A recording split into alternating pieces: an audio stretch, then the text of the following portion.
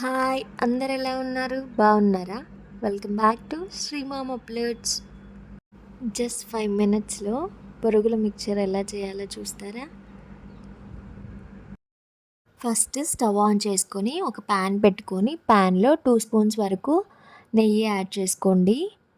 నెయ్యి కాకపోయినా ఆయిల్ అయినా యాడ్ చేసుకోవచ్చు.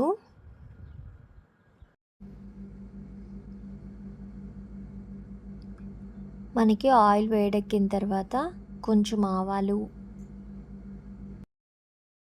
తెల్ల నువ్వులు ఉంటాయి కదా, తెల్ల నువ్వులు కూడా ఒక స్పూన్ అలాగూ వేసేసుకోండి. కొంచెం జీలకర్ర, ఈ కొంచెం వేగిన తర్వాత జీడిపప్పు యాడ్ చేసుకోవాలి. ఒక 50 గ్రామ్స్ వరకు జీడిపప్పు యాడ్ చేసుకున్నాను. జీడిపప్పు లైట్ గోల్డ్ కలర్లోకి రావాలి. అంత ఫ్రై చేసుకున్న తర్వాత మళ్ళీ 50 గ్రామ్స్ వరకు వేరుశనగపప్పు యాడ్ చేసుకోవాలి. వేరుశనగపప్పు కూడా ఫ్రై అయిన తర్వాత కొంచెం సాల్ట్ యాడ్ చేసుకోవాలి.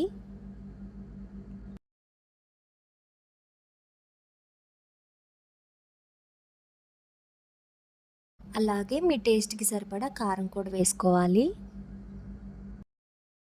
అలాగే కొంచెం కరివేపాకు కూడా వేసుకొని ఫ్రై చేసుకోవాలి.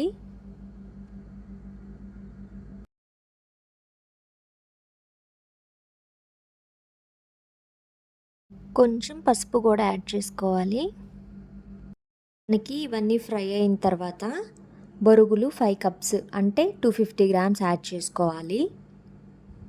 250 గ్రామ్స్ అయితే మనకి సరిపోతుంది మనం వేసుకున్న తాలింపుకి. బొరుగులు కూడా యాడ్ చేసుకొని మనం ఇలా మిక్స్ చేసేసుకుంటే అంతే, రెడీ అయిపోతుంది మనకి బొరుగుల మిక్చర్.